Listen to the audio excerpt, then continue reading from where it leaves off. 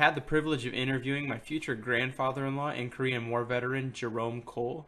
I gathered a good amount of background knowledge before pursuing my main point, which was the technology aspect in the Korean War. I hope you enjoyed this as much as I did. My name is Jerome J Kohl. And what branch did you serve in? U.S. Navy. Was that it, or was there any other additional ones? Did you ever serve with I others? served in the Navy Reserve later on. Also had, I ran a stint in the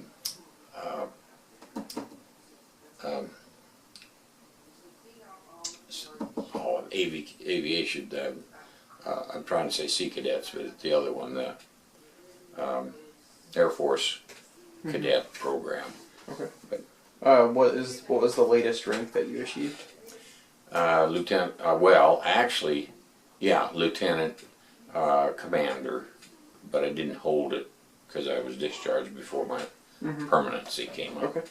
And which major war did you serve in, or were there multiple? And where geographically did you serve? Well, the Korean War was the big one, if you would, and I served in Korea and what we called Westpac. That included Japan and Philippines. Okay.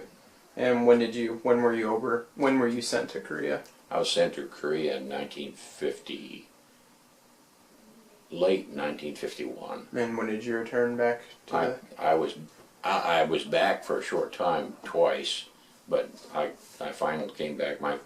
I left my ship in Yokosuka in 1955, in October of 55. Okay. So they had the draft for the Army then, but I assume you enlisted in the Navy? I enlisted, and that was kind of funny.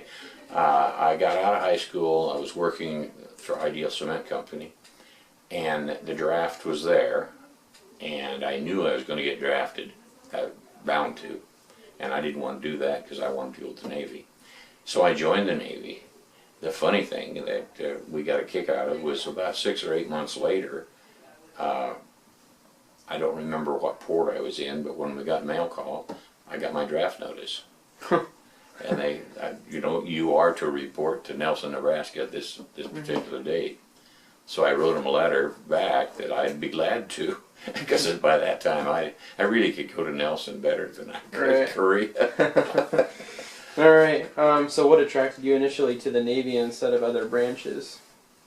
Well, it was a kind of a two-way go-around. One, I had always wanted to go to sea, and I was the romance of the ocean, if you would.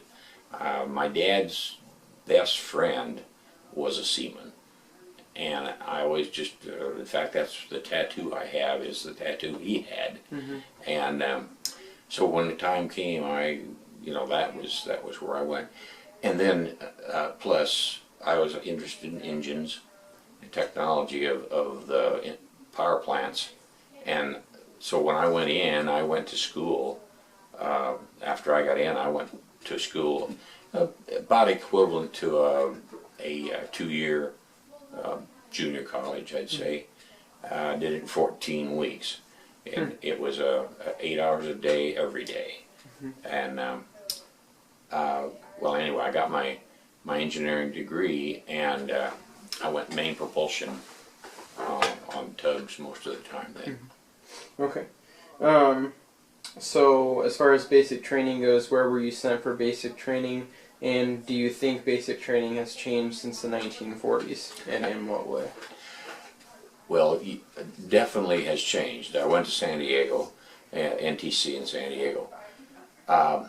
Yeah, we had 14 weeks. That's a number that seemed to be popular in those days. 14 weeks of boot camp. They guaranteed that you would either lose or gain 40 pounds. And I didn't. I had spent about 6 months just prior to enlistment on a railroad section gang, spike and maul, and hauling trails. And I was just really down to good fighting weight, so to speak. So I didn't have any trouble. The difference probably today and there, between then and now, is civil rights. If you really nail it down, we had no rights at all. Anything you did because they said you could. And we slept, as I was showing you, we lived in these big dorms. Today they have 4-man rooms, if they're being put upon. Most of them like 2-man rooms, and they have their own bathrooms, and you know it's a lot more civilized, if you would. Okay. So just as far as training goes, do you think that there would have been a different outcome, or the war would have gone differently if the training that is used today was used then? Do you think that would have made any difference at all? Frankly, in my particular area, the training they do today wouldn't have done as well. That's what I was thinking as well. They were tough on you. You're going to school. That's your job, buddy. And so you had to every other week, every second Friday, they washed out anybody with a grade under 90. Wow. I mean, in my class. So my class went from 120 some to, I believe it was 70. Wow. And so that, you know. So they definitely weeded out some Yeah, people. because when you went in there, you know, you think about it, I was 21 when I took over a main engine room that was worth $33 million. And you better know where you're going. Yeah, absolutely. At any point in the time during your basic training or school, did you ever regret joining? And if there were hard times, what made you get through those times? Well, yes, there were a lot of times, you know, for the minute or for the day or whatever, you wished what on earth was I thinking? Frankly, my religion helped a lot. And my bringing up, if you would, my folks were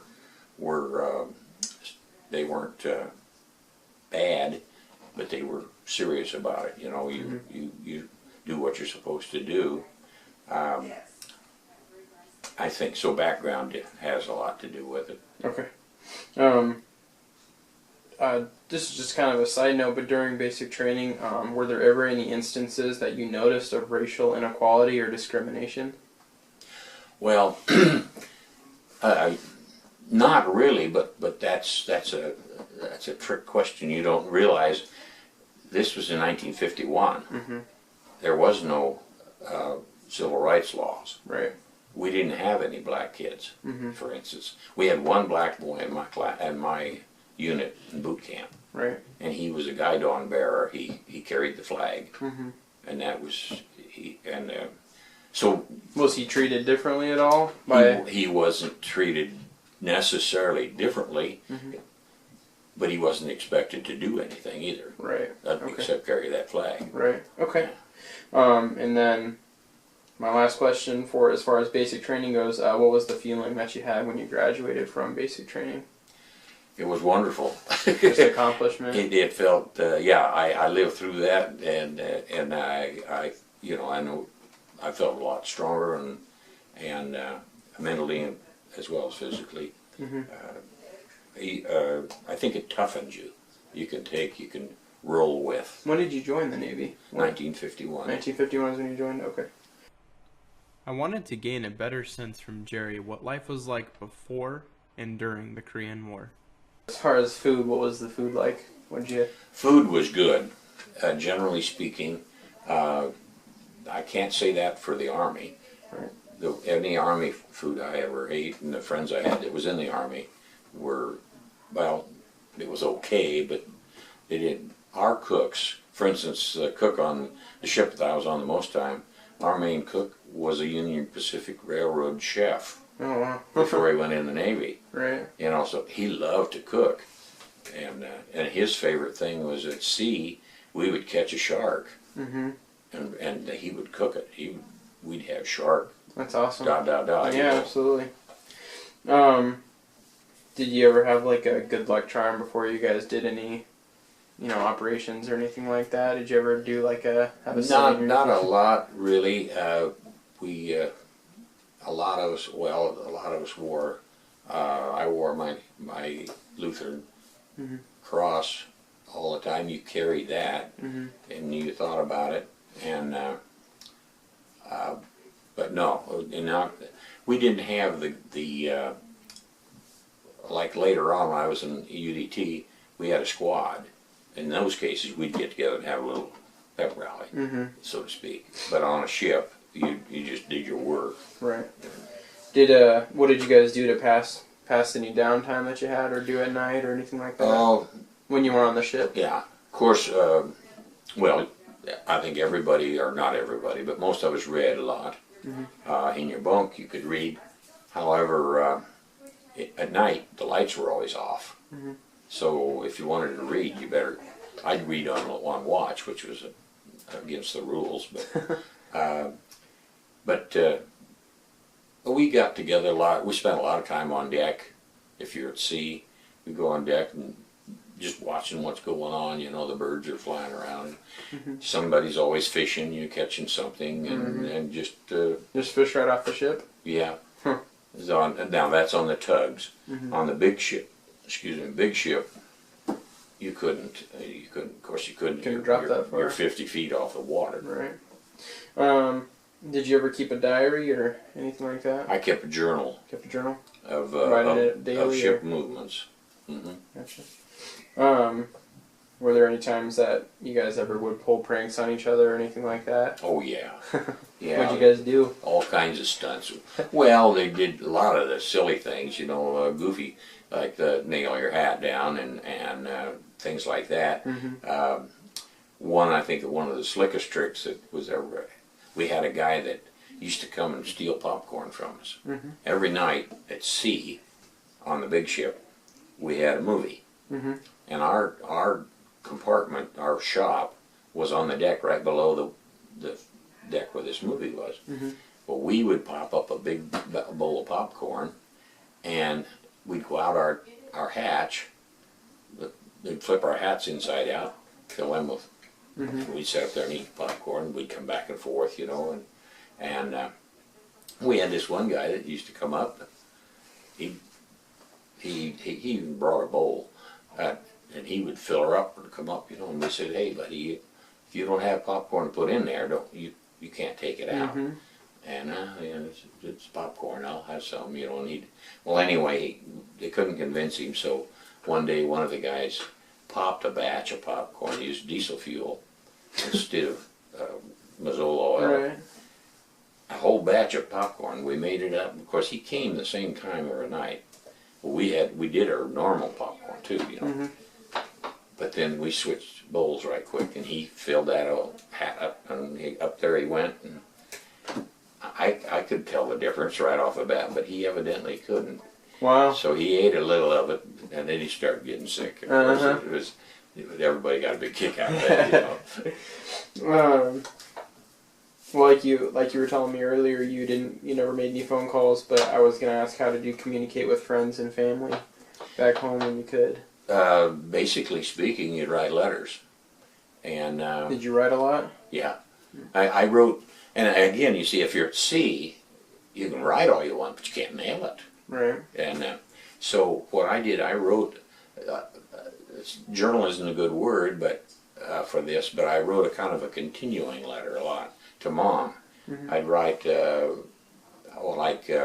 had a good day, rough watch tonight, so and so got hurt, or I lost this friend, or you know, whatever be the case. See you tomorrow, you know, and I'd go to bed, and then the next day I'd just add on, and this might go on for 3 or 4 weeks, and I'd end up with a whole package of Right.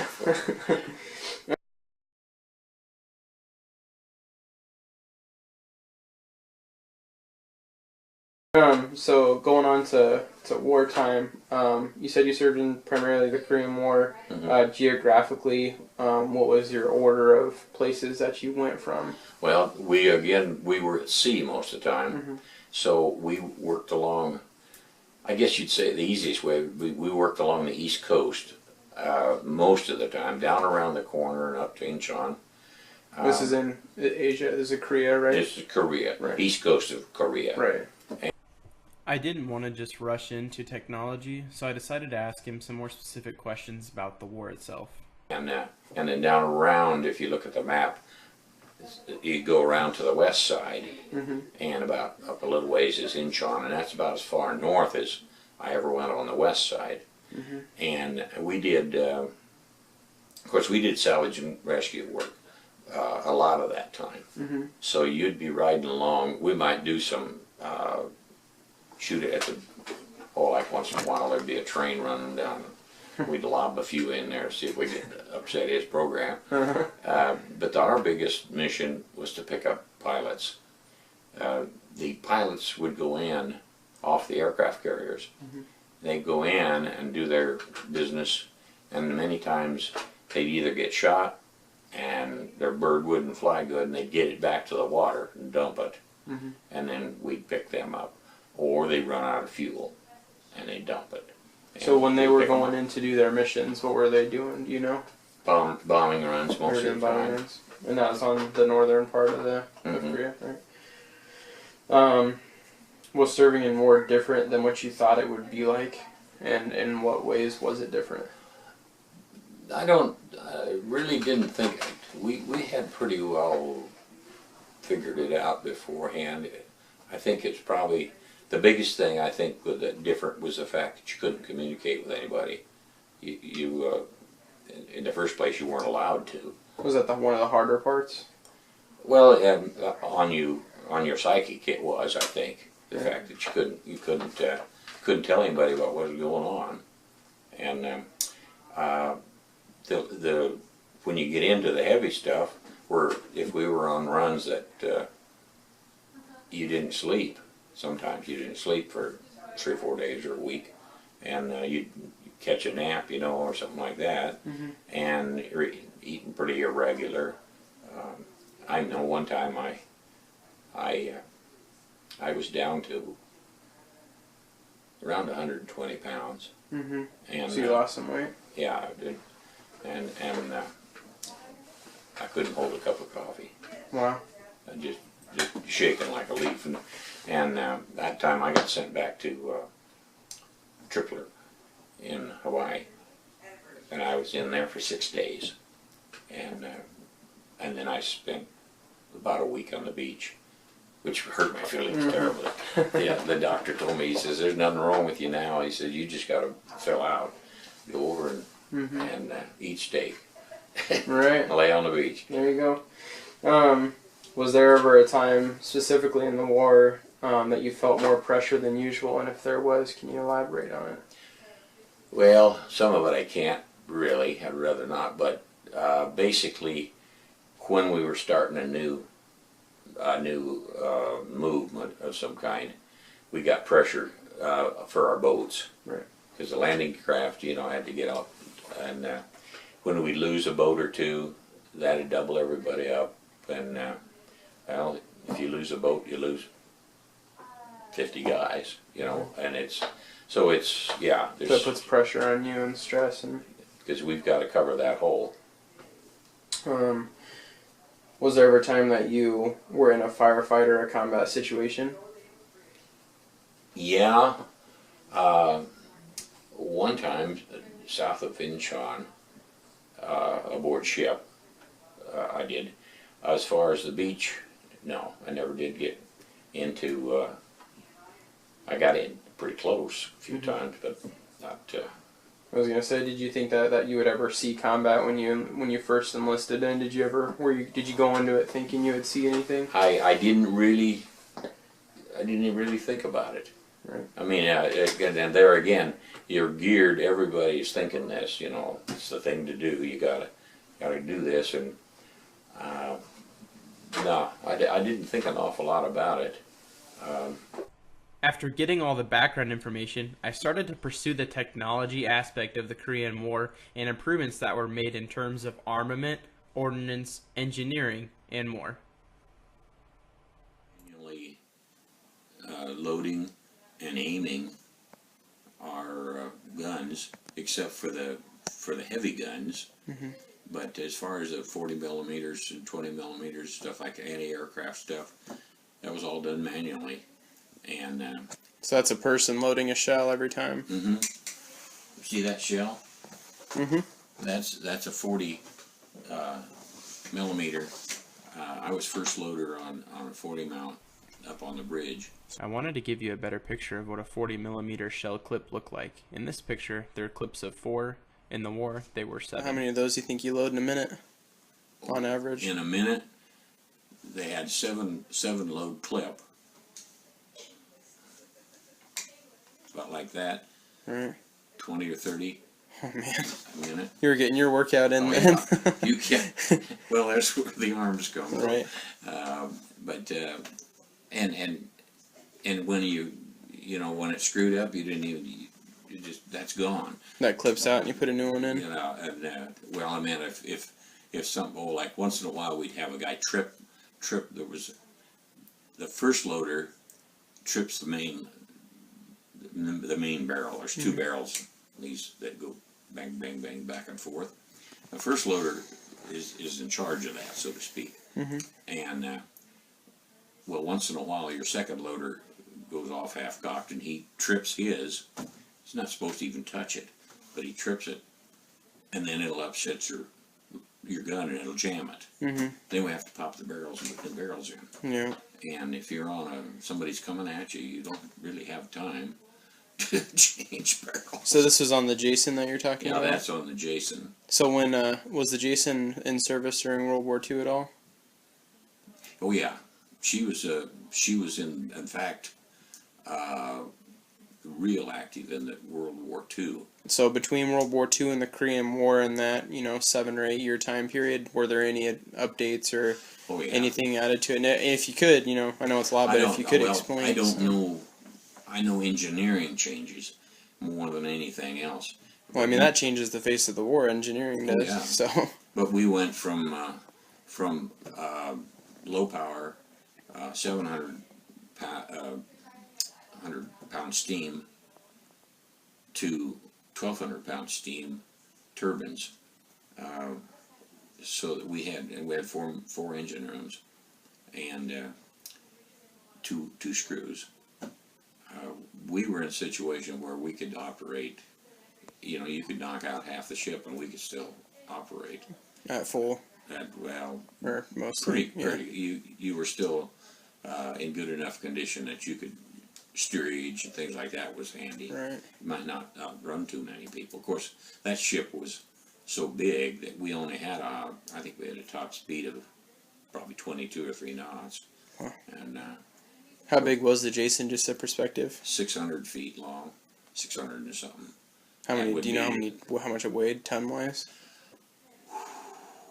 Hundreds of thousands of pounds. If you couldn't tell already, the USS Jason AR-8 is where Jerry spent most of his time with the U.S. Navy. Right. It had a 1,300-man crew. Right. And see, our job was destroyer repair. And when a destroyer would get busted up or simply need a tune-up, if you would, why, we were swinging on a hook somewhere, and they would come to us, or Tug would tow it in if it needed to be towed, and then we'd fix it and send them back in. And sometimes I've got pictures, I don't know where they are, but somewhere in that mess I've got pictures of, for instance, a bow's gone, and we'd bring it in, we'd put a false bow on it, and in a case like that, we sent that one to Pearl Harbor, and he went in the yards there and got a new bow put on, but we put him in a false bow and brought, well, his front engine room was gone, so he just had one engine room, and we made it work. So it just depended. There's a lot of changes in that. Getting back to the differences. Like, what was the main difference, World War II, or like the Jason in World War II versus the Jason in the Korean War? What were some of that? And besides that engineering, was there anything else that? Really, that's probably short enough length of time that there wasn't many changes. Right. Major changes. Trying to think. firepower, we didn't worry about it. We weren't really a warship, you know, as such. So that wasn't. We had 5-inch. We had 4 or 5-inch mounts, twin mounts. So we could put up quite a fight if we had to. But that part, I guess, probably the biggest change in technology of the fighting would be that we went to radar control. You went to radar. We picked up radar in the beginning of Korea, the end of World War II. Radar was in its infancy. That's what I was gonna say. I know that. I remember the first ship I was on. We couldn't depend on radar for navigation. That silly thing wouldn't work about the time you needed it. It'd go off, wandering off somewhere else. And you know, and that got up to sonar, radar. That's what I was gonna ask you. What about sonar? We didn't use sonar a great deal on the tugs. Now, later on, when I was in the flying Navy, we used sonar all the time. Well, radar was just like a road map. Right. I used radar for. In fact, I used radar more than you should, because I used it for navigation. Went through the Devil's Triangle one time and we lost everything, and it was crazy. We were going to Rosie Roads, Puerto Rico, and we had just passed over Bimini, which is west or east of Miami, and we left Jacksonville, and we were going over there, you know, and this was during the Cold War, and we were chasing trawlers, and we hit the bump every now and then you've heard of the Devil's Triangle. Well, we got in there, and we'd been through it. I've been through that thing a dozen times. By gosh, that time it hit us, and we lost our compasses, even knocked the gyro compass down. Jeez. And our navigation radar was Right. Mickey Mouse.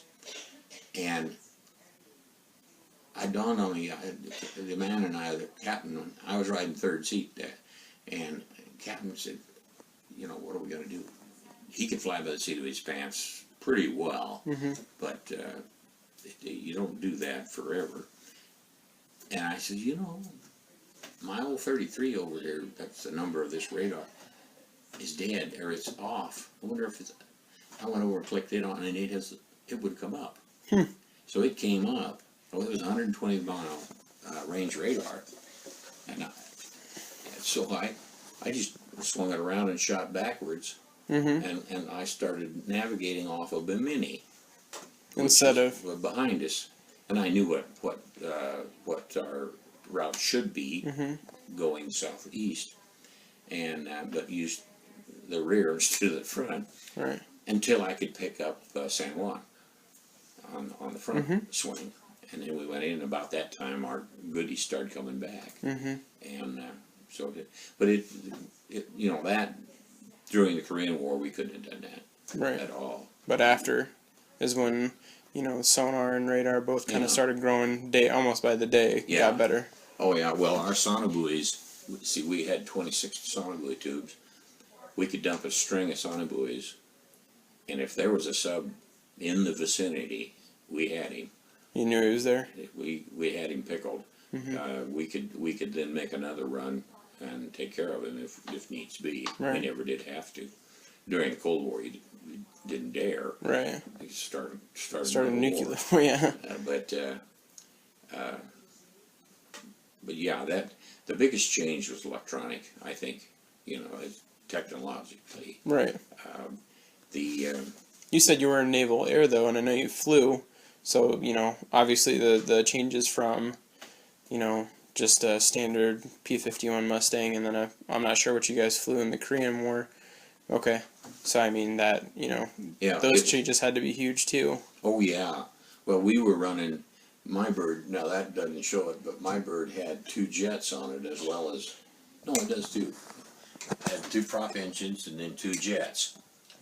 And so we had in reality, a 4-engine airplane, and we could fly on any combination. Oh, so it had 2 jets and 2 props. Mm-hmm. Oh, I gotcha.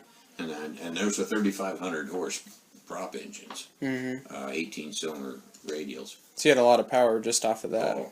We could haul around 100,000 pounds of bombs, and then I could load on 16 rockets under the wings. So we could look pretty. Go for a while pretty too. nasty if Yeah. we wanted to. I wanted to get Jerry's thoughts on coercive persuasion or brainwashing by communist forces on American POWs. Oh, definitely they did. Yeah, I'm not sure really about I believe that they did. I just don't really know about that. Right. So can you elaborate kind of on it for me? Well, I don't know. Well, I did know somebody. There were a couple of them that were, but we had people come back that had definitely been brainwashed. There was no doubt about it at all, because they thought that we were the bad guys, if you would. When they would come back. Yeah, we'd get them, rescue them. You know, they'd somehow or another escape or what have you. But then they were, psychologically changed. Not necessarily ruined, but they were changed. They were not the same guys that you knew before. And so yeah, there's no doubt that, and today they're doing it. It hasn't changed a great deal. You see that a lot. In those days, they were more severe, I think, than they are now, because I think we've got better control of who's where.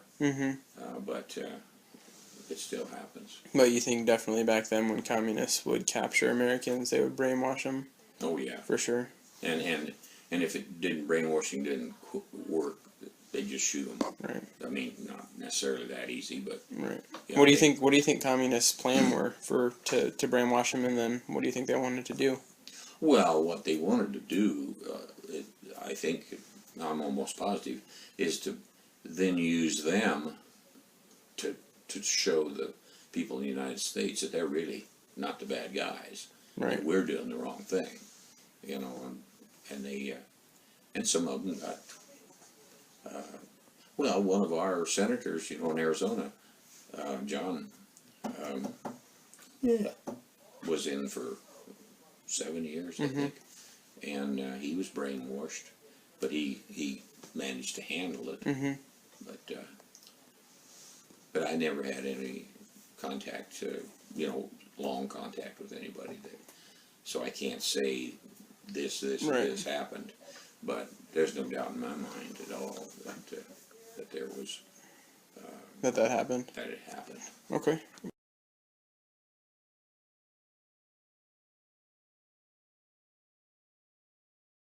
There's one thing that you wish you could have had during the war from today.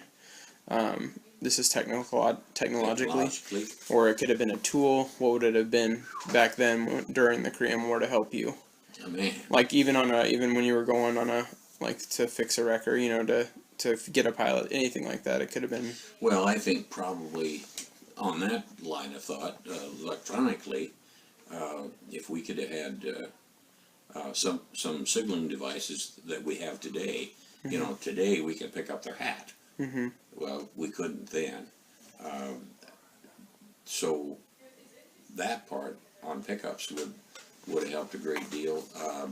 Because picking up a pilot probably, I mean, that had to be hard. I assume you did a lot of them too. Quite a few. So I mean, I assume that would, like that one guy you said you skipped over a couple times. I'm not sure that was only once that happened. I'm sure. There were times we never did find them. Right. You know, we would fiddle with them for a few days, and then he'd quit winding. The radio they had, it was called the Gibson Girl, and it was shaped like that, and they held it between their knees, and then they'd crank it.